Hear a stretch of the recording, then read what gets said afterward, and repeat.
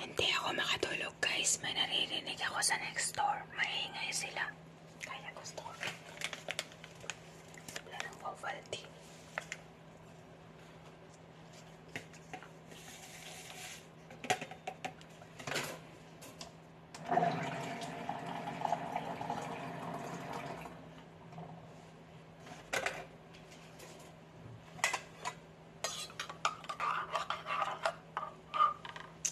So guys, basically, yung next door, hindi ko alam kung nag-aaway sila or something.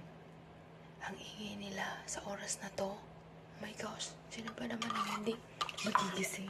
Tulog ka na. Tapos bigla-bigla na lang may nag-iingay. Di tuloy ako makatulog. Kaya sa tingin niyo guys ang gagawin.